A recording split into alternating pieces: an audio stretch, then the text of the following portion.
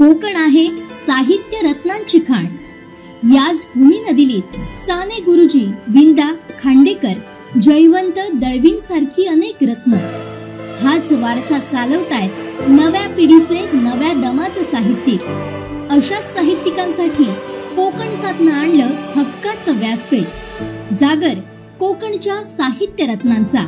नमस्कार, कोकणचं पहिलं दैनिक कोकण साथ आणि कोकणचं नंबर 1 महा चॅनल कोकण साथ लाईव्हच्या जागर कोकणचा साहित्य रत्नांचा या विशेष सत्रामध्ये मी आपलं सर्वांचं स्वागत करतो। आतापर्यंत या सत्राच्या माध्यमातून 21 साहित्यिकांपर्यंत आपण पोहोचलोय आणि आज 22वं पुष्प आपण या ठिकाणी घेतोय। आणि या 22व्या पुष्पामध्ये एक असं व्यक्तिमत्व जे जिल्ह्याच्या साहित्य क्षेत्रामध्ये ज्यांनी मोठं योगदान दिलंय, अगदी कविवर्य वसंत सावंत असतील, मधु मंगेश कर्णिक असतील, जिल्ह्यातले मोठे मोठे नामवंत साहित्यिकांबरोबर ज्यांनी काम केलं, ज्यांचा सहवास ज्यांना लाभला, असे लीलाधर घाडी सर आपल्यासोबत आहेत। सर, सर्वप्रथम तुमचं खूप स्वागत या मुलाखतीमध्ये। आणि अगदी शैक्षणिक असेल, सामाजिक असेल, साहित्यिक या सगळ्या क्षेत्रात तुम्ही गेली अनेक वर्ष म्हणजे दशक कार्यरत आहात। आणि हेच असताना सिंधुदुर्ग साहित्य संघाचे विद्यमान अध्यक्ष पण तुम्ही आहात आणि जी साहित्य चळवळ आहे आपल्या जिल्ह्यातली ती खऱ्या अर्थानं पुढे नेण्याचं काम आपल्या माध्यमातून होत आहे। तर सुरुवात आपल्या लेखनाकडे मी येईन, कारण अगदी वसंत सावंत असतील किंवा मधु मंगेश कर्णिक असतील, बऱ्याच जणांची नावं घेता येतील आणि असं अनेक साहित्यिक आजपर्यंत आपल्या सिंधुदुर्गात होऊन गेले, ज्यांचा सहवास तुम्हाला लाभला आहे, ज्यांच्यासोबत तुम्ही अनेक संमेलनामध्ये सहभागी झाला होता। तर माझा पहिला प्रश्न तुम्हाला हाच आहे की तुमच्या लेखनाची सुरुवात कशी झाली? मुळात विद्यार्थी असताना मराठी हा माझा सर्वात आवडता विषय, मराठी, त्यानंतर गणित वगैरे, पण सर्वात आवडता विषय माझा मराठी। मराठीमध्ये निबंध हा प्रकार असतो, तो मला खूप आवडायचा। माझ्या निबंधाचं कौतुक माझे मित्र करायचे, पण जेव्हा माझे वडील रेव्हेन्यू डिपार्टमेंटमध्ये होते त्यामुळे त्यांची बदली व्हायची, त्यामुळे माझं शिक्षण त्यावेळेच्या रत्नागिरी जिल्ह्यामध्ये अनेक ठिकाणी झालं। मी 10वीला असताना, आमच्या वेळी SCC 11वी होती, 10वीला असताना मी याला होतो, वेंगुर्ला हायस्कूलला होतो, म्हणजे जुनं मिशन हायस्कूल। त्यावेळी तिथे आम्हाला मराठीला सिद्धे मॅडम होत्या, त्या मराठी आणि संस्कृत शिकवायच्या आणि त्यांनी सर्वप्रथम माझं कौतुक कोणी केले असेल तर सिद्धे मॅडम। त्यांनी माझ्या लिखाणात इतकं कौतुक केलं की मला जरी वाटले हातचा निबंध इतक्या चांगला झाले तर तो बाईंना आवडायचं आणि माझा प्रत्येक निबंध ते 10वीच्या दोन्ही वर्गात ते वाचून दाखवायचे। मग इतर मुलं सांगायची म्हणल्या सुट्टीत की तुला निबंध बाईंनी वाचलं वगैरे वगैरे। तिथून माझी ही आवड आणखी वाढत गेली आणि मी लिखाण करत गेलो। पुढे 11वीला म्हणजे SCCला मी भंडारी हायस्कूलला होतो, मालवण भंडारी हायस्कूल, तिथे देऊळकर सर होते, अतिशय आदरणीय असे व्यक्ती, समाजवादी कार्यकर्ते। तर त्यांनीही कौतुक केलं, प्रोत्साहन दिलं। त्यानंतर मालवण कॉलेजचे एक मराठीचे प्राध्यापक वसंत अभ्यंकर, आणि त्यानंतर सांगलीला असताना तिथे यांची भेट झाली, डॉक्टर गंगाधर नारायण जोगळेकर। ते मराठी साहित्य परिषदेचे अनेक वर्ष कार्यवाह होते, मराठी साहित्य परिषद। त्यांनी माझं लिखाण वाचलं। मी सुरुवातीला सुदत्तच्या नावाने कविता लिहित होतो, बाकी लिखाण माझ्या नावाने लिहित होतो, पण कविता फक्त हे लिहितोच सुदत्तच्या नावाने।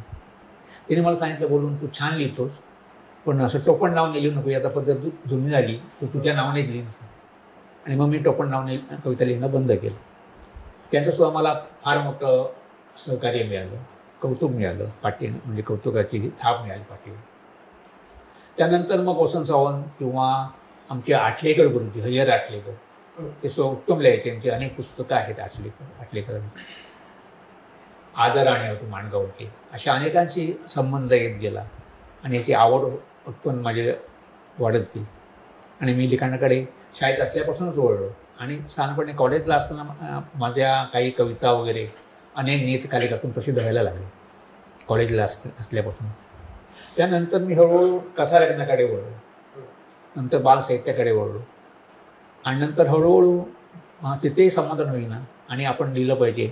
समाजातल्या अनेक गोष्टी, राजकीय गोष्टी खटकायच्या। मी मुळात कट्टर समाजवादी, नाथपाई दंडोजींचे संस्कार असलेले, दंडोजींची माझा चांगला परिचयही होता आणि देऊळकर सर हे आमचे समाजवादीच, त्यांचं नाथपाई सभांगण आहे याला मालवणला, त्यामुळे जे काय अलीकडे राजकारणात सुरू आहे याचा खूप दुःख व्हायला लागलं सामाजिक आणि गोष्टींचं, आणि त्यामुळे सामाजिक आणि याच्यावर मी लेखन सुरू केलं. सर, तुम्ही म्हटलात तसं सगळ्या विषयावर तुम्ही लिखाण केलेलं आहेतच, पण तुम्ही जी सुरुवात सांगितलं ती सुरुवात जवळपास 50 वर्षापूर्वीची सुरुवात तुमची आहे. तर तुम्ही सुरुवात कशी केली सांगितलं, पण हे सगळं करत असताना ह्यामागे जी असते साहित्य क्षेत्रात वळल्यानंतर आपण जे लेखन करत असतो त्यामागे प्रेरणा महत्वाची असते. कारण एखादी प्रेरणा आपल्यावर मिळते, आपण जे काम करतो त्याच्यावर शाबासकीची थाप मिळते, त्यावेळी आपण अधिक जोमाने हे सगळं करतो. बरोबर. तर हा 50 वर्षापूर्वीचा काळ, जसं तुम्ही हरिहर आटलेकर सरांचं नाव घेतात, बऱ्याच जणांची नाव घेतात, मधु मंगेश कर्णिकांचा सहवास आहे, त्याही पलीकडे जाऊन नाथपै आणि बॅरिस्टर यांचं दंडवते मधु दंडवते यांचं सुद्धा नाव घेतात. तर हा सगळा त्यावेळीचा काळ आणि ती प्रेरणा, या आठवणी कशा सांगा? तो काळ वेगळाच होता आणि ह्या सगळ्यांचं कौतुक मिळाल्यामुळे आणखी पुढे जावंसं वाटलं, लिहावंसं वाटलं आणि मी लिहित गेलो. आणि त्याला प्रसिद्धी मिळत गेली. अनेक ह्याच्यातून मी लिहिलं, लोकसत्तामधून लिहिलं, लोकप्रभामधून लिहिलं, महाराष्ट्र टाइम्समधून लिहिलं. शिक्षणाबद्दल बोलायचं तर नंतर पूर्वीच्या काळी अचानक हे सुरू झालं विनाअनुदानित पद्धत, आणि तिथून शिक्षणाचा खरा ऱ्हास सुरू झाला असं माझं मत आहे, अगदी प्रामाणिक होतं. त्या विनाअनुदानित शाळा आल्या, कॉलेजेस आल्या आणि मग त्यांची संख्याही भरमसाठ वाढली, कुणाला तिथे प्रवेश मिळू लागला आणि आपला मुलगा शिकतो याच्यात पालक खुश, त्याचा काय दर्जा आहे याचा विचार नाही. आणि मग शिक्षण जे घसरतं ते आजपर्यंत घसरतच गेलं. त्यानंतर मग अंतर्गत गुण आले शाळांकडे आणि आणखी दर्जा घसरला शिक्षणाचा, अंतर्गत यायला नको होते आणि ते सगळ्याच विषयांना आले. त्यावेळेस आम्ही लेख लिहिला होता महाराष्ट्र टाइम्समध्ये. त्यावेळी गोविंदराव तळवलकर संपादक होते. मी लेख लिहिला होता की बोर्डाचे ब्रह्मास्त्र आणि गुणवत्तेची 80-83 असा मी लेख लिहिला होता. तो सगळा लेख खूप लोकांना आवडला. त्या काळात साहित्यिकच हा खरा समाजाचा आरसा होता. आज पत्रकार जे काम करतात त्यावेळी मोठ्या प्रमाणात पत्रकारांबरोबर साहित्यिक सुद्धा या समाजातील व्यवस्थेवर आसरू ओढत होतं. आणि ते आवश्यक होतं, अतिशय आवश्यक होतं. ते शिक्षणाबद्दल मला ते लागलं आणि ते मी लिहिलं ते. आणि आजही मला तोच समज आहे की आपल्या मुलाला प्रवेश मिळाल्याच्या तर पालक खुश असतात, पण त्या कॉलेजचा दर्जा काय. अनेक वेळा अलीकडे आले पेपरमधून इंजिनियर वगैरे होऊन जे मुलं बाहेर पडतात त्यांना त्यांची काय पात्रता असते, त्यांच्याकडे पदवी असते एवढंच, मग काही नसतं. आणि हे वस्तुस्थिती आहे, हे सगळं असं खटकतं त्यामुळे, आणि मला तर ते खूप खटकतं. तुमचं असं म्हणणं आहे की सामाजिक भान आणि सामाजिक ज्ञान जोपर्यंत ह्या सगळ्या जाणीवा जशा वाचनाने व्यक्ती होतो, नुसतं पुस्तकी आणि तेवढंच तांत्रिक ज्ञान घेऊन तो समाजात नाही. आणि मुळात ती आवड पाहिजे. आता काय आलं, हे कॉलेजची संख्या वाढल्यामुळे कुठेच मुलांना प्रवेश मिळतो, शिकतात मुलं. आता तुम्ही ऐकलं असेल अलीकडे मराठीमध्ये सुद्धा 100पैकी 100 मार्क मिळतात. आपल्याला 2 वाक्य लिहिता येत नाही, आपण चहा भेटला का विचारतो लोकांना, असं आपलं मराठी झालं. आणि त्या मुलांना 100पैकी 100 मार्क, आम्हाला कधी 100पैकी 100 मार्क नाही मिळाले. 70-80 म्हणजे आमच्या मदन, आणि त्याचं खूप कौतुक व्हायचं. 70-75 80 सुद्धा नाही, 70-75 100 असल्यासारखं. 70-75 म्हणजे मी तर कधी 80पर्यंत गेलो नाही, 70-75 त्याचं खूप कौतुक व्हायचं. आता असं सहज हे झालं, विचित्र झालंय आणि त्यामुळे दर्जा घसरला आहे. तो कुठेतरी सावरला पाहिजे. सध्या मी ह्याचाही अभ्यास करतोय, नवीन शैक्षणिक धोरणाचा सध्या अभ्यास करतोय. बरं, मुद्दाम ते वेबसाईटवरून ते घेतलं मी, त्याचा अभ्यास सुरू आहे. काय नाही का नाही तेच जर बघितलं ना शिक्षणाबद्दल सुद्धा तर फार खटकतो. आता डार्विनला हद्दपार केलं विज्ञानामध्ये. डार्विनला हद्दपार केलं ते डार्विन हा डार्विनच राहणार आहे आणि त्याचा जो उत्क्रांतीवाद आहे तो असाच राहणार आहे, अजरामत राहणार आहे. बरं, ते आपण काय करतो, कुठे जातो असं काही भानच राहिलं नाही, सुरू आहे. हे खटकतं, याचं खूप दुःख होतं. तीच गोष्ट सामाजिक याच्याबद्दल सुद्धा, जातीयता, इतर अनेक गोष्टी, अंधश्रद्धा. कारण ह्यांचा सुद्धा माझ्यावर प्रभाव आहे. आपले नरेंद्र दाभोलकर, आमचे कोल्हापूरचे, आता नाही, दोघेही नाही, दाभोलकर पण नाहीत, आणि अण्णा पानसरे, गोविंद पानसरे, यांचाही परिचय माझा होता. आणि हे सगळं बघितलं ना की खूप दुःख होतं. ही माणसं आज नाहीत, आमचे अण्णा नाहीत किंवा दाभोलकर नाही, त्याचं खूप दुःख होतं. त्या अंधश्रद्धेच्या मागे आज समाज आहे. आणि दुर्दैवाने मीडियासुद्धा अशा बातम्या छापत असतो. अशा बातम्या ते का छापतात मला कळत नाही. असं जागृत देवस्थान वगैरे वगैरे नवसाला वगैरे पावणार बरोबर. असं काय मला ते खटत. ह्याच सगळ्यावर तुम्ही एक तुमच्या साहित्यिक असून भाष्य त्या काळी केलेलं होतं. आज सुद्धा तुम्ही म्हटलं की आता वैचारिक तुम्ही विचार करतात. तर मूळ आमचा जो प्रश्न होता की त्या काळामधला तुम्ही सगळी परिस्थिती सांगितलात, पण जी प्रेरणा होती म्हणजे तुम्ही साहित्य क्षेत्राकडे वळलात, त्यानंतर नवसाहित्यिकांना सुद्धा एक तुम्ही व्यासपीठ दिलं, कारण दोन्ही यात साहित्य संघ असू दे किंवा कोमसाप असू दे, या सगळ्या जडणघडणीमध्ये तुम्ही आहात. तर तुम्हाला जी प्रेरणा मिळाली आणि तुम्ही नंतर अनेकांना प्रेरणा दिली, ते प्रेरणा स्त्रोत तुमचं कोण होतं? हे साहित्यिक सगळे साहित्यिक होते, विचारवंत, हेच माझं प्रेरणा असतं. माझे शिक्षक तर होते सिद्धे मॅडम किंवा आमचे जवळेकर सर किंवा आमचे हे देवलकर सर, यांना मी विसरू शकत नाही. बरोबर. हे तर प्रेरणा आहेच.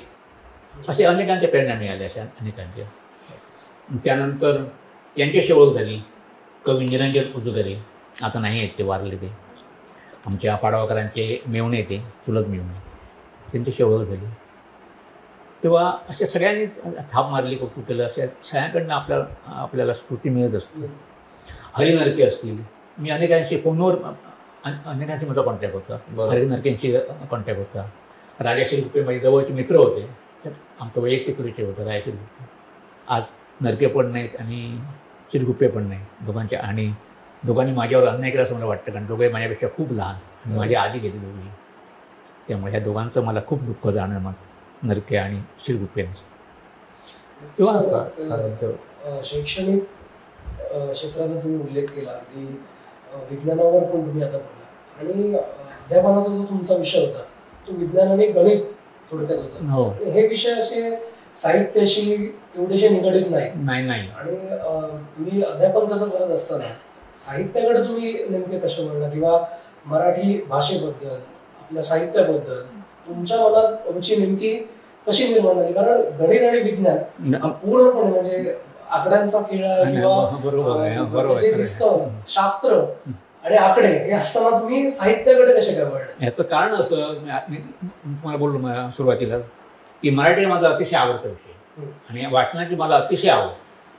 लांज्याला असताना किंवा देवरुखला असताना लायब्ररीमध्ये जाणं, तिथलं वाचणं माझं सुरूच होतं.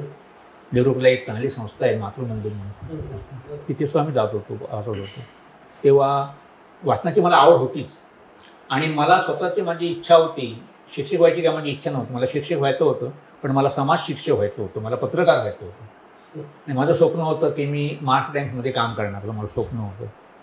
कारण त्यावेळी महाराष्ट्र टाइम्सकडे टीम चांगली होती. आमचे गोविंदराव तळवलकर संपादक होते, आमचे मुकेश मास्कर होते, प्रकाश अकोलकर होते, त्यानंतर आमचे कमलाकर नाडकर्णी होते, नंतर जयंत पवार होते. अशी चांगली माणसं मठाकडे होती. त्या मठामधून आपण लिहायचं आणि पत्रकार म्हणत नव्हतं. पण ज्या वडिलांनी मला फोर्स केला आणि मला तू सायन्सकडेच जा, ठीक आहे, मग मी सायन्सकडे गेलो, काही इलाजच नाही. आणि मग म्हणून मी सायन्सकडे गेलो. आणि मग सायन्सकडे गेल्यावर BSc आल्यावर मग काय करायचं, तर मग शिक्षकाची जॉब मिळाला. चला आपण शेवटी यांचा तरी शिक्षक होऊया म्हणून मी इथे वळलो. पण माझी मूळ प्रेरणा की माझं तेच साहित्यावर. त्यामुळे माझं लेखन वाचन माझं सुरूच राहिलं कायमच. लेखनाने वाटणं माझं सुरूच राहिलं, जोपासला. आणि त्याचं म्हणजे कौतुक होत गेलं, दाद मिळत गेली. आणि आपलं ठिकाण कुठे छापून झालं की जरा बरं वाटतं. म्हणजे महाराष्ट्र टाइम्समध्ये छापून येणं, लोकसत्तामध्ये छापून येणं, हे जरा अधिक अभिमानाचं वाटतं. आणि मग इतरांकडून कौतुक मिळतं. इथे असताना इथे जेव्हा मी लागलो शिक्षक म्हणून तेवढ्यामध्ये, त्यावेळी कशा एका नावाचे शिक्षक होते, आता आहेत नाही. तर ते माझे पूर्वी शिक्षक होते, ते आम्हाला हिंदी शिकवायचे. त्यांचा परिचय आला, ते थाप मारायचे. पेडणेकर नावाचे माझे मित्र होते, मराठी शिक्षक, ते खूप कौतुक करायचे. त्यामुळे हे माझं हे सुरूच राहायचं होतं. आणि यांचा सगळ्यांचा सहवास होता. मासे म्हटलं आठलेकर, गुरुपौर्णिमाला मी काय आठलेकर गुरुकडे जायचो. आणि माझं भाग्य असतं की आठलेकरांच्या मृत्यूनंतर त्यांच्या नावाचा जो पहिला पुरस्कार मिळाला तो मला मिळाला.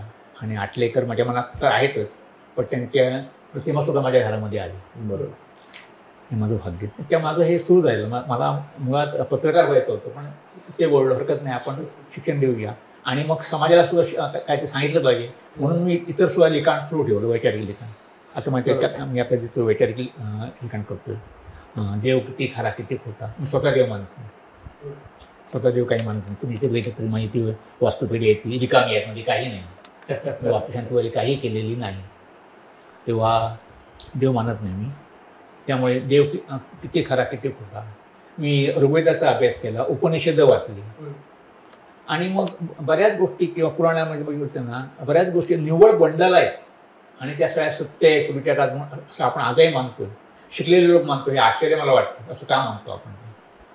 आणि हेच सगळं तुम्ही मला वाटतं तुमच्या मनातल्या ज्या अशा संकल्पना होत्या, जी तुम्हाला समाजामध्ये घडत होतं ते पटत नव्हतं, तर सगळ्या ह्या गोष्टींना तुम्ही तुमच्या कवितांमधनं, त्यानंतर बालकविता, कथा, त्यानंतर लेखमाला, शिक्षण, चित्रपट, अगदी नाट्यक्षेत्र, अशा सगळ्या विषयावर लेखन केलं. आणि आता तुम्ही खऱ्या अर्थाने सगळ्या ह्याच्यातनं एक अनुभव घेतल्यानंतर, कारण आज जाणकार आहात तुम्ही सगळ्या क्षेत्रातील, तर वैचारिक लेखन तुम्ही करताय. हा जो सगळा प्रवास होता, या प्रवासाविषयी तुम्ही काय सांगाल? आणि पुढचं तुमचं जी वाटचाल आहे, म्हणजे तुम्ही वैचारिक लेखन करताय आणि जसं तुम्ही उल्लेख केलात की देवदेवस्की, या सगळ्या गोष्टी आहेत, काय वास्तव आहे? म्हणजे समाजात आजच्या डिजिटल युगातही ते एक मन आहेच प्रत्येकाच्या, कुठेतरी प्रत्येकाच्या कोपऱ्यामध्ये ईश्वर ही भावना आहे, जरी आपण कितीही नाही म्हटलं तरी, मात्र तुम्ही ते स्वीकारत नाही. काय म्हणजे या पुढच्या टप्प्यामध्ये तुमचं लिखाण कसं असेल आणि काय याच्यातनं बोध द्या? मी आता म्हटल्याप्रमाणे आता बरंचसं वैचारिक लेखन करतोय. त्यातल्यामध्ये काही लेख म्हणजे आता लिहून तयार आहेत आणि त्यांचे काय त्यातले प्रकाशित पण झालेले आहेत. उदाहरणार्थ देव किती खरा किती खोटा, काय म्हणायचं ते आपण समजून न घेतलेल्या गोष्टी. आपल्याकडे मराठीमध्ये, संपूर्ण मराठीमध्ये लोककथांचं आणि लोकगीतांचं फार मोठं प्राबल्य आहे. बरोबर. आणि ती लोकगीतं आणि लोककथा अतिशय सुंदर होत्या, पण त्या लोकगीतं आपण म्हणतो सुरू राहतात पुढ्यातून वगैरे, पण लोककथांचं इतक्या सुंदर असतात, पण त्याचा अर्थ आपण कधी समजून घेतलेलाच नाही. हे मी त्या लेखात सांगितलं.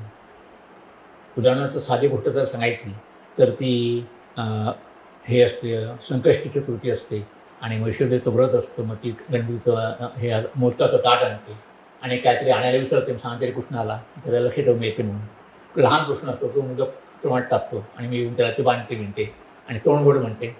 तोंड गोडल्यावर त्याच्या तोंडात त्याला विश्व दिसतं किंवा ब्रह्म दिसतं. ह्या मागची कल्पना काय आहे खरी, तर लहान मूल हे ईश्वराचा अवतार आहे, ह्या आपण बघून घ्यायचं आहे. आपण ती गोष्ट ऐकतो आणि सोडून देतो. असं म्हणजे अशा अनेक कथा आहेत, लोककथा, की त्यांचे मूळ लेखक कोणते की आपल्याला माहीत नाही, परंतु त्यांनी फार आपल्याला बोध केलेलं आहे. ह्याच्यावरच आम्ही लिहितोय आपल्या संतांबद्दल. हे जे संत आवडले आहेत, त्या संतांनी आपल्याला कधीही अंधश्रद्धा बनवलेलं नाही. कुठल्याही संताने कुठल्याही कर्मकांडाचं कधीही समर्थन केलेलं नाही. कबीर तर म्हणतो, फिरत मी कुठने सब जलय भाई, अनाय म्हणजे नहा के देखा. काही नाही म्हणतो मी, अंग साधं पाणी आहे म्हणतो. तुकाराम तर त्याही पुढे जाऊन सांगतात, कीर्ती धोंडा पाणी देव रोकडा सज्जन. सज्जन माणसामध्ये देव, कीर्तीमध्ये पाणी आणि दगड आहे त्याच्यामध्ये.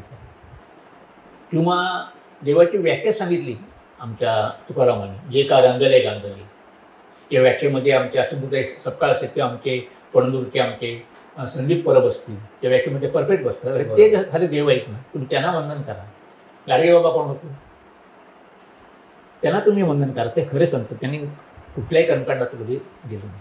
ते मांडते माझ्या लेखनात मी आता, ते मी मांडतो. ते मांडणं मला आवडते. संतांचा उल्लेख आला म्हणूनच तुम्ही जसं म्हटलं की संत आपल्याला हे शिकवतात की देव स्वतःमध्ये आहे, ईश्वर. आणि मोठी संत परंपरा आपल्या महाराष्ट्राला आहे. आणि महाराष्ट्रानं अध्यात्म असेल हे जगभरात खऱ्या अर्थानं पोहोचवले आणि आज परदेशात सुद्धा आपल्या संतांचा गौरव मोठ्या प्रमाणात होतोय. पण एक तुम्ही जसं म्हटलं की तुम्ही देव मानत नाही किंवा ह्या गोष्टी मानत नाही, पण संतांचा जेव्हा आपण विचार करतो तेव्हा एखाद्या दैवताला, म्हणजे तुकारामांचा उल्लेख केला म्हणून समोर धरून अनेक अभंग लिहिले, अनेक गोष्टी केल्या. नंतरच्या काळातही तुम्ही जसं म्हटलं की संत तुकारामांचं जे काही लिखाण होतं ते वेगळ्या पद्धतीचं होतं. तर याकडे तुम्ही कसं बघता? म्हणजे संत परंपरा असेल, अध्यात्म असेल आणि देवदेवतांच्या बाबतीत संतांचं लिखाण नाही. संतांचं देवाचं लिखाण त्यांनी कधी समर्थन केलेलं नाही कुठल्याच कर्मकांडाचं किंवा चमत्कारांचं, कुठलंही समर्थन केलेलं नाही कुठल्याही संतांनी. ही म्हणजे पहिली गोष्ट. त्यांनी तुम्हाला नामस्मरण सांगितलेलं आहे. त्याचा अर्थ मी असा लावतो की एखादी गोष्ट सोड म्हणून सांगताना काय की त्या माणसाला दुसरा पर्याय द्यावा लागतो. तो त्यांना सुटलेला पर्याय त्यांनी दिला की नामस्मरण करा. आणि ते बरं आहे ना, कर्मकांडामध्ये अडकण्यापेक्षा पुरोहित वर्गाच्या आहारी राहण्यापेक्षा तुम्ही नामस्मरण करा, ठीक आहे, त्यात तुमचं समाधान म्हणणं. संतांचा दृष्टिकोन हा असा होता, आपण समजून घेतलं पाहिजे. त्यांचा असा पण अभंग आहे तुकारामांचा, नर नारी बाळे अवघा नारायण असे माझे मन करी देवा. काय म्हणायचं त्याला? संतांनी तुम्हाला हेच सांगितलं वारंवार. आता आपण दिवसकारी वगैरे करतो. सावतामाळी सोलापूर जिल्ह्यातला संत, जो कधी म्हणजे सोलापूर जिल्ह्यामध्येच पंढरपूर येतं. पंढरपूरला कधीही गेला नाही, कारण त्याला सवड मिळाली नाही आणि त्याला कधीही खंत वाटली नाही, कारण त्याच्या कामाचं त्याला देव दिसायचं. त्याचा अभंग आहे ना, माठ मोळाबाजी अवघी विठाबाई माझी. त्याचा एक अभंग दुसरा असा आहे, स्वकर्मी व्हावे रत मोक्ष मिळे हातो हातो. तुमचं काम तुम्ही मनापासून करा, तुम्हाला सहज मोक्ष मिळतो, इतर कुठल्याही याची गरज नाही. सावतामाळी सांगतो. हे संत सगळे किती शिकलेले होते हो. गाडगे बाबा तर माझे अंगठे बाहेर होते. ते संतांचं जर ऐका, त्याने तुम्हाला शाणच करण्याचा प्रयत्न केला. हे आता मी लेखातून माझ्या मांडतो, हे म्हणजे लेखातून. तुम्ही अशा सगळ्या गोष्टी करत असताना बालकविताने वेगवेगळ्या विषयावर कविता साकारल्या. तर ह्या सगळ्या प्रवासामध्ये तुम्हाला आवडलेली कविता कुठची? काय एखादी कवितेबद्दल तुम्ही काय विवेचन करा? कुणाची कविता? तुम्ही स्वतः ज्या कविता अनेक लिहिलेल्या आहेत त्याच्यामध्ये. माझ्या कवितेपैकी आता काय असतं, सहज आपली अपत्य, त्यामुळे सगळ्यावरच प्रेम. बरोबर आहे. अगदीच सांगायचं तर एक छोटीशी कविता मी तुम्हाला सांगतो. लहान मुलावरतीच आहे ती. कवितेचं नाव असं आहे, मी वारंवार शिशुवर्गात जातो कारण. मी वारंवार शिशुवर्गात जातो कारण अनेक हसऱ्या नाचऱ्या गडबड गुंड्यांना गळ्यात गळे घालून हसता खेळताना मला पाहायचं असतं पुढे त्यांना धर्म आणि जात चिकटण्यापूर्वी. मी वारंवार शिशुवर्गात जातो कारण एक दोन छोटे शेपट्या उडवणाऱ्या वापट केलेल्या झिपऱ्या रंगीबेरंगी फ्रॉक घातलेल्या फुलपाखरांना मुक्त बागडताना मला पाहायचं असतं पुन्हा पुन्हा. पुढे ती परंपरा रीतिरिवाज त्यांच्या अमानुष बंधनात अडकले जाण्यापूर्वी. मी वारंवार शिशुवर्गात जातो कारण तिथेच केवळ असतं चैतन्य, पावित्र्य आणि देवत्व सुद्धा, जे बाहेर कुठेही कोणत्या प्रार्थनालयातही नसतं कणभर सुद्धा. अशी माझी ही एक कविता आहे. खूपच छान. आणि ते अगदी सगळं निरागस असतं आणि तिथेच सगळं म्हणजे निरागसपणा पूर्ण तुम्ही म्हटलात तसं. हो, पावित्र्य. छान. नक्कीच सर, एक हे सगळं करत असताना स्वतःचं एक साहित्य असावं असं प्रत्येकाची इच्छा असते. आणि तसा तुमचा जो कविता संग्रह आहे किंवा कविता संग्रह आहे, त्याचं जे नाव आहे ते छान छान पिल्लू, हा बाल कविता संग्रह आहे. आणि त्याच्यात अनेक लहान मुलांना भावणाऱ्या कविता सुद्धा आहेत. आता जी मी कविता अशी सादर केली, ते जरी बालसंग्रह कविता संग्रह असला तरी त्याच्यातनं अर्थ हा खूप मोठा दिसतोय, त्यातनं गाभा खूप मोठा दिसतो. आणि एक आपण म्हणतो की बालपण हे आपलं खूप महत्वाचं असतं आणि म्हातारपण हे सुद्धा एक बालपण असतं. आणि ह्या दोन्ही गोष्टी तुम्ही अनुभवलेल्या आहेत. तुमच्याही घरात लहान मुलं आहेत, तुम्ही स्वतः हे सगळं अनुभवत असताना या बालपणाकडे तुम्ही कसं पाहता? मुलं निरागस असतात, त्यांना निरागस राहू द्या तुम्ही. आपल्याकडे अनेक वेळा असं होतं, म्हणजे काही ललित आहेत त्यावर ललित लेख आहे. मुलं मातीमध्ये घ्यायला मातीला शी म्हणतो. तुम्ही मुलांसमोर असे उद्गार काढू नका. मातीला तुम्ही शी कधीच म्हणू नका. आणि माती तुमची घरी आई आहे हे माझं सांगणं असतं. मुलांना मातीत खेळू दे. मी याला मातीत खेळायला देतो, मातीत खेळू देतो. त्याच्यानंतर स्वच्छ हातपाय धुवा ना. मातीत खेळला पाहिजे. मातीपासून त्याला कधीच तोडू नका. मातीपासून तोडणं म्हणजे आईपासून तोडण्यासारखं. मला असं वाटतं मुलांकडे बघितल्यावर. मुलं द्यायचं असतं, त्यांना तसंच राहू द्या, त्यांना तसंच वाढवू द्या. मला असं वाटतं की मुलांना आपण तसं जर वाढू दिलं ना तर जग खूपच सुंदर होईल. आपण काही त्यांच्यामध्ये तुम्ही कोंबू नका बाहेर. रिचर्ड डॉकिन्स नावाचा लेखक आहे. रिचर्ड डॉकिन्स, त्याचं एक छान पुस्तक आहे माझ्याकडे, गॉड डिल्युजन नावाचं, देव एक भ्रम. त्यात तो म्हणतो म्हणजे लहान माणसं आपण हिंदूची मुलं, मुस्लिम मुलं असं का उल्लेख करतो? त्यांचा उल्लेख तुम्ही मुलं असं कारण त्यांना धर्मच माहिती आहे, मी हिंदू आहे, मी मुस्लिम आहे. बरोबर, तुम्ही असा उल्लेख करू नका. त्यांना मुलं म्हणून त्यांना वाढू द्या. मला ते छान आवडतं की तुम्ही मुलांना मुलं म्हणून वाढू द्या. कदाचित जग खूप सुंदर होईल असं मला वाटतं. बरोबर, अगदी नक्कीच सर. आणि बोर्डचा प्रश्न आहे, कथा संग्रह पण प्रकाशित आहे. तर नेमकं या नावामागची संकल्पना काय? कारण नाही, असं नाही काय, त्यामध्ये अनेक कथा आहेत. विनोदी कथा स्वामी लिहितो, यामध्ये अनेक कथा आहेत. त्यामध्ये गंमत अशी आली, त्या पुस्तकाचं मी नाव ठेवलं होतं हतबल नावाची एक त्यामध्ये कथा आहे. आणि त्या माझ्या संग्रहाला प्रस्तावना मधुबाईंची तेव्हा पुस्तकाला. तेव्हा मधुबाईंसाठी कथा आवडली होती, हतबल आवडली होती. त्यानंतर त्यामध्ये आणखी आहे भूतांचं घर नावाची कविता आहे, ते पण त्यांना म्हणजे कथा आहे भूतांचं घर नावाची, ती पण मधुबाईंना आवडली होती. तेव्हा यापैकी एखादं नाव त्या संग्रहाला द्यावा माझी इच्छा होती. पण प्रवीण म्हणाला सर अशी नाव देऊया नको, आपण असं नाव देऊया की लोकांना काहीतरी असू गं. आणि प्रवीणने ते नाव बदललं आणि माझी एक कथा आहे त्यामध्ये अ आणि बचा प्रश्न, एक विनोदी कथा आहे. ते नाव ते कथा संग्रहाला आलं. मला ते नाव द्यायचं नव्हतं मुळात, मला द्यायचं होतं हतबल किंवा भूतांचं घर. एक उत्सुकता वाटते, वाचनीयता अशा अँगलने त्यांनी ते केलं असावं. प्रवीणने मला सांगितलं सर हे नाव देऊ नका तुम्ही, अ आणि बचा प्रश्न ही तुमची कथा विनोदी आहे, पण हेच नाव आपण देऊया संग्रहाला, म्हणून ते नाव त्याला आलं. एवढंच. सर तुमच्याशी बोलत असताना आपण पुन्हा पुन्हा जाणवत आहे की बालमन, त्यानंतर जी छोटी मुलं आहेत त्यांचं मन, त्यांचं निरागस वागणं, याच्यावर तुम्ही बरंचसं बालसाहित्य आणि सगळ्या गोष्टीवर लिखाण केलेलं आहे. तर आजचं जे बालसाहित्य आहे त्याविषयी आपलं काय मत आहे? म्हणजे ज्या पद्धतीने लेखक आज लिहित आहेत आणि बालसाहित्य म्हणून प्रेझेंट करतायत, काय सांगा?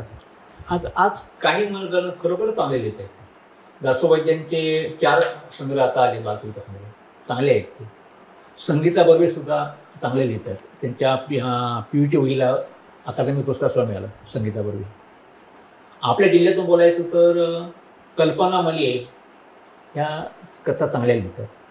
आणि त्याहीपेक्षा माझी आवडती आहे ती आमची ज्ञानदा असोलकर, शेवटी असोलची बहीण. ते बालकविता फार सुंदर लिहिते. तर आज ते लिखाण सुरूच आहे आणि ते बरेच लोक चांगले लिहितात. तुम्ही मुद्दाम म्हणून त्याला की त्यामध्ये आर्टिफिशियल हे पण माहिती, ते आर्टिफिशियल बनतो, कृत्रिम बनतो, सहज करून लिहा. ते मुलांचंच वाटलं पाहिजे, मुलांसाठीच वाटतं. आपण आता मागे गेलो तर असं दिसतं की अनेक दिग्गजांनी सुद्धा बालकविता लिहिलेली. उठा उठा चिवताई सारे कडे उजाडले, कुसुमाग्रज यांची कविता आहे ती. किंवा या बालानो या रे या भारतामेंची, ज्यांनी काही गीतं लिहिली चालेल ती, तर भारतामेंची कविता येते. या बालानो या रे या लवकर भरभर सारे या वगैरे वगैरे. किंवा गह पाटील नावाचे शिक्षांनी वगैरे होते, त्यांनी पण काही कविता छान लिहिल्या. देवाची जी कृती सुंदर आकाशे त्यांची कविता आहे. तेव्हा अनेकांनी हे कविता आणि त्यामध्ये माझा आमच्या ह्याने पण लिहिल्या विंदा करंदीकर. विंदांची छान कविता आहे. स्वप्नात पाहिला राणीचा वाघ, छान कविता आहे, मला आवडते. पण अस्सल बालकविता म्हटलं की मला अगदी आठवतात, त्यांनी आवडतात ते मंगेश पाडगावकर. त्यांच्या सगळं त्यांचं लेखन चांगलं आहे. त्यांनी कबीराला मराठीमध्ये आणलं, मीराबाईला मराठीमध्ये आणलं, आपलं बायबल मराठीमध्ये आणलं पाडगावकरांनी. कारण त्यांची बायको ही मूळ ख्रिश्चन होती. तिचं माहेरचं आडनाव यशोदा उजगरे, नरेंद्र उजगरे यांची ती चुलत बहीण. तर त्यांच्या बालकविता अस्सल बालकविता आहेत. मग ते आता खेळा नाचा असेल, पुस्तक नंतर वाचा, हेच आवश्यक आहे ना. आता खेळा नाचा, पुस्तक नंतर वाचा, आता तुम्ही अभ्यासाला अडकू नका, तुम्ही नाचा, तुमचं हेच वय आहे. छान कविता आहेत. किंवा काहीतरी एकदा आला एक चित्त हातात घेऊन आड चित्त, छान. म्हणजे त्यांच्या बालकविता पाडगावकरांच्या वादत नाही. त्यांच्या सगळ्या कविता झाल्या आहेत. बालकविता म्हणजे ते अस्सल बालकविता मला वाटतं. आणि आपल्याकडे आता म्हटल्याप्रमाणे हे लिखाण अजून सुरू आहे. ज्ञानदा असं तर छान लिहितात. मी असं लिहिल्यात आहे कविता. माझ्या अजूनही काही कविता लिखाण मला सुरू आहे बालकविता. प्रौढ कविता मी लिहितोच, त्या कॉलेज असल्यापासून मी लिहितो प्रौढ कविता. त्यामुळे मी बालकवितांकडे उशिरा वळलो असं.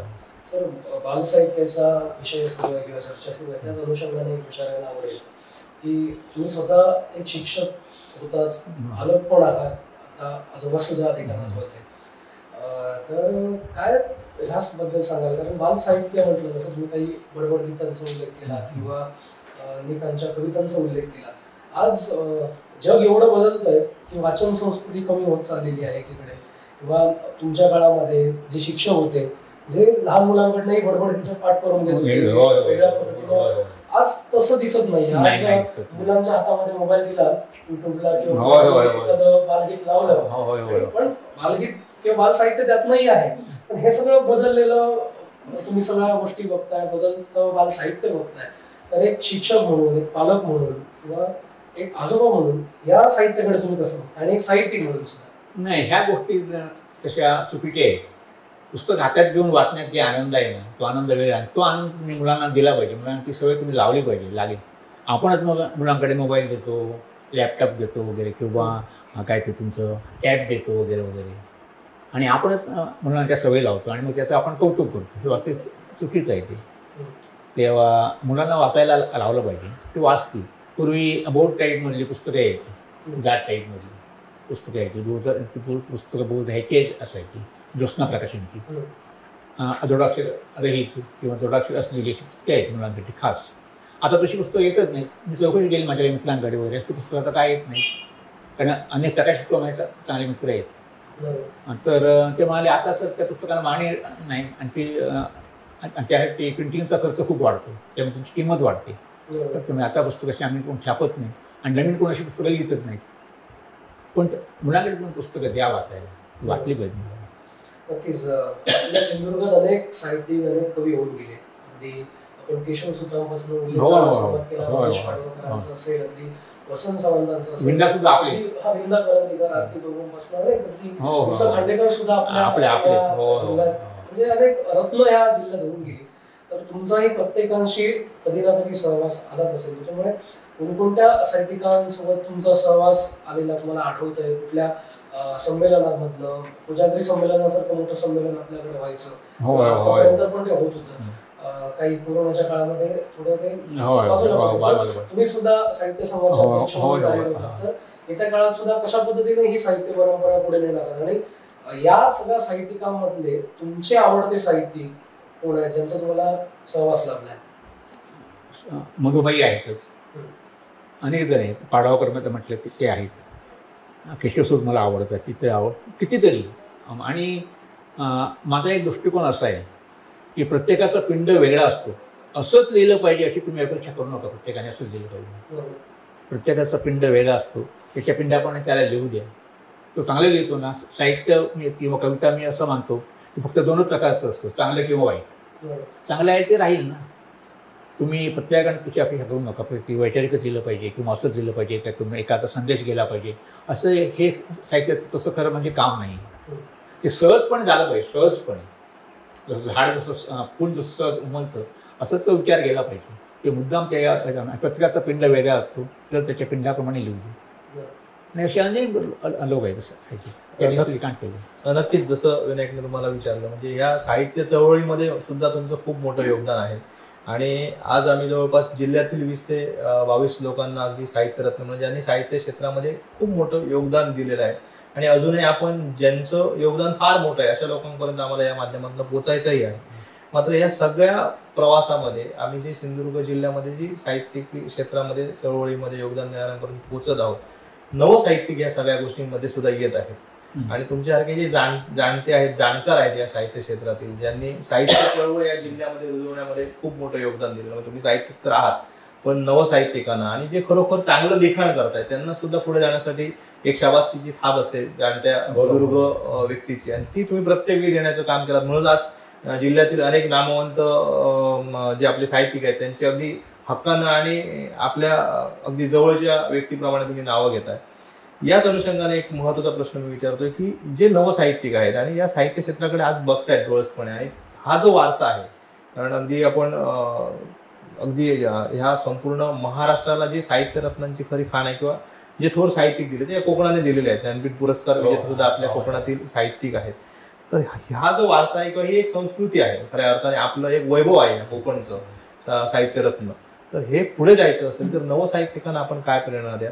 आणि हे साहित्य परंपरा आहे, साहित्याची आपली वाटचाल आहे, ती येत्या काळामध्ये, आगामी काळामध्ये, आज सगळं डिजिटल युग आहे आणि सगळ्या गोष्टी चालल्या आहेत. हे सगळं जरी खरं असलं तरी वाचाल तरच वाचाल ही संकल्पना आहे, मूळ गाभास तो आहे. त्यामुळे वाचन संस्कृती टिकलीच पाहिजे. काय संदेश द्या? नवलेखकांनी लिहिताना, मग ते कवी असतील, लेखक असतील, काही असतील, त्यांनी आधी भरपूर वाचलं पाहिजे, त्यावर विचार केला पाहिजे आणि मग लिखाण केलं पाहिजे. काही वेळा पुन्हा पुन्हा लिखाण करावं लागतं. आपलाच लेख आपल्याला पुन्हा पुन्हा लिहावी लागते. आमच्या प्रवीणीत काही कादंबऱ्या आता त्याची हे येते, अनेक कादंबऱ्या त्यांनी पुन्हा पुन्हा लिहिलेले आहेत. मी सुद्धा माझे काही लेख 8-8 वेळा लिहिले, किंवा एकदाच लिहू नको, पुन्हा ते वाचा. परत लिहा, पुन्हा वाचा आणि मग ते तुम्ही पाठावर पाठवू. पण तुम्ही भरपूर आधी वाचा, स्वतःच्या लिखाणावर सुद्धा तुम्ही वाचा आणि विचार करा. हे अतिशय आवश्यक आहे. आणि कुणाचं अंधानुकरण करू नका. मला ह्या वाटेने जायचं पण तुमच्यात ते आहे ते तुम्ही बाहेर सिद्ध करा. ते आज ना उद्या नक्की रुजेल आणि सगळ्यांना ते आवडेल हे तुम्ही सांगायचं. नक्की सर, मुलाखत आपण आता बराच वेळ घेतली, अनेक प्रश्नांना उत्तरं दिली. एक प्रश्न आवर्जून विचारावा असं वाटतं, कारण तो विचारल्याशिवाय ही मुलाखत संपणार नाही असं मला वाटतं. कारण तुम्ही नाथपेंचा उल्लेख केला, गंडवतेंचा उल्लेख केला, अनायसे आज ढोल नगारे वाचताय निवडणुकांचे, आणि तुम्ही सुरुवातीला भाष्य केलं आजच्या राजकारणाबद्दल, पण थोडंसं कमी केलं. आणि तुम्ही म्हटलं की मला पत्रकार व्हायचं होतं, आम्ही आता पत्रकार आहोत ते, आणि त्यामुळे जाणून घ्यायला आवडेल तुमच्याकडनं. तुम्ही साहित्यिक सुद्धा, आजच्या राजकारणाकडे तुम्ही कसं बघता, इथल्या राजकीय परिस्थितीकडे कसं बघता, देशातलं राजकारण असेल, राज्यातलं राजकारण असेल, पक्षांमधली फूड असेल, ह्या सगळ्याकडे एक पत्रकार, एक साहित्यिक म्हणून कसं बघता? किंवा आजचं राजकारण ना एका शब्दाने अतिशय किळसवाणं बनलेलं आहे. निष्ठा हा प्रकार राहिलेलाच नाही. वैचारिक निष्ठा कुठेही नाही. आता एक माणूस काल काँग्रेसमध्ये होता, आज भाजपमध्ये होतो. आता भाजपची वैचारिकता आणि काँग्रेसची वैचारिकता म्हणजे काहीच साम्य नाही. मग तो कसं जातो? मग केवळ आपला स्वार्थ बघून तो जातो. हे खूप खटक त्याने किळसवाण आहे. आणि यामध्ये मतदारांना, कार्यकर्त्यांना गृहीत धरलं जातं आणि ते मग त्यांच्या मागून जातात. हे अतिशय खटक, दुःख वाटतंय. एकच माणूस किती पक्ष बोलतो, पण त्यांनी केलं काय तर काहीच केलं नाही. छापा मारल्या जगासपैकी, छापावर तुम्ही प्रस्ताव आणि त्यांना मतं घालता. तर हे जर थांबायचं असेल तर आपल्याला अतिशय जागरूक झालं पाहिजे. आणि ही जबाबदारी तुमच्याकडे, तुम्ही धर्माच्या किंवा इतर कुठल्या आहारी तुम्ही जाऊ नका. तुम्ही स्वतः विचार करा. म्हणजे ती ताकद आहे. कारण ही ताकद 77मध्ये आपण दाखवली होती. इंदिरा गांधी म्हणजे काय वाईट नव्हतं, पण त्यांनी आणीबाणी आणली ही अतिशय वाईटच गोष्ट होती. मग त्यांचा पराभव झाला. त्यांचा पराभव होईल असं कोणाला वाटलं होतं का? इकडे काँग्रेसचा पराभव होईल, पण इंदिरा गांधी पडतील असं वाटलं नव्हतं, पण त्या पडल्या. असं होऊ शकते. ताकद आपल्यामध्ये आहे. तेव्हा ही ताकद तुम्ही बाहेर काढा, ओळखा आपल्यामध्ये ताकद. आज जे एक आमचे काम करतायत ना, मुळात ते विश्वंभर चौधरी असतील किंवा आमचे निरंजन टकले असतील किंवा निखिल वागळे असतील, हे काम चांगलं करतायत. हे तुम्ही एकदा ऐका आणि तसं तुम्ही करा. तुम्ही अतिशय किळस होणार राजकारण. पूर्वी अशा लोक उड्या मारत नव्हते. राजकीय नेते अशा उड्या मारत नव्हते. आपण फार मागे गेलो तर शिवसेनेमधून बाहेर पडलेली पहिली प्रसिद्ध व्यक्ती म्हणजे डॉक्टर हेमचंद्र गुप्ते. ही मुंबईचे महापौर होते. त्यांनी अशी उडी नाही मारलेली त्यांनी. आणि नंतर ते शिवसेना संपली पाहिजे असं त्यांनी प्रयत्न नाही केलेला. ते पूर्ण आली पुढे. म्हणजे कुठे तुमची निष्ठा काहीतरी पाहिजे नाही. तुम्ही कुठेही कशा उड्या मारता स्वार्थासाठी आणि मतदारांना तुम्ही गृहीत धरता, कार्यकर्त्यांना गृहीत धरता. हे अतिशय चुकीचं आहे. अतिशय किळसवाणं म्हणल्याने हे थांबलं पाहिजे.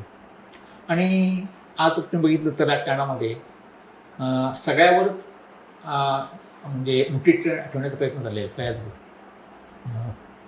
वृत्तपत्र म्हणजे मीडिया असेल, इलेक्ट्रॉनिक मीडिया असेल किंवा वृत्तपत्र असतं, अमुक छापा तमुक छापू नका. आणि वृत्तपत्र असलं काही वेळा हे छापतात टोले प्रति टोले. हे तुम्ही का छापता टोले प्रति टोले? किती घाणेरडी पद्धत आहे ती. कुठेतरी मी आतल्या पण छापायची टोले प्रति टोले. मग अमुक याला टोला, याला प्रति टोला. हे सगळं बघितलं की किळसवाणं वाटतं. तेव्हा पत्रकाराने सुद्धा आपण म्हणून हे पाळलं पाहिजे प्रत्येक समाजात. नक्कीच सर, अगदी चांगल्या पद्धतीने आपण मार्गदर्शन केलं. आणि आजच्या मतदारामध्ये किंवा युवकांमध्ये काय ताकद आहे हा एक संदेश सुद्धा तुम्ही इंदिरा गांधींचं ताकद निश्चित आहे. ताकद आपल्यामध्ये ताकद निश्चित आहे. आणि कदाचित ती ताकद दिसेल या महाराष्ट्रातील दिशेत मला वाटतं. बघूया काय होतं. महाराष्ट्रातील दिशेत मला वाटतं. बघूया. बरोबर, निश्चितच ती दिसेलही. आणि त्याच अनुषंगाने, कारण तुमचा जो काही प्रवास होता म्हणजे अगदी सामाजिक क्षेत्रातला, साहित्य क्षेत्रातला, आणि गेल्या म्हणजे जेवढी आपल्याला भारत स्वातंत्र्य वर्ष झाले त्याचे तुम्ही साक्षीदार असल्यामुळे हा प्रश्न तुम्हाला विचारावा असा वाटला. अगदी चांगल्या पद्धतीने आमच्याशी तुम्ही चर्चा केली. अगदी बाल साहित्य असेल, समाजवाद असेल, अगदी आपलं अध्यात्म असेल आणि देव असेल, त्या सगळ्यांकडे अगदी परखड भाष्य तुम्ही केलं. दिलखुलास अशी चर्चा केली, त्याच्याबद्दल आपले खूप खूप आभार. कोकण सच्च्या माध्यमातून आम्ही असेच जे साहित्यातले रत्न आहेत त्यांच्यापर्यंत पोहोचण्याचा प्रयत्न करतो. आणि आज अनेक असे साहित्यिक आहेत, जे ज्येष्ठ आहेत, विचारवंत आहेत, त्यांच्यापर्यंतही आम्हाला पोहोचायचं आहे. आपण आपला बहुमूल्य असा वेळ आम्हाला दिला आणि संपूर्णपणे चर्चा केली, त्याबद्दल आपले खूप खूप धन्यवाद. मी तुमचे आभार मानतो. धन्यवाद.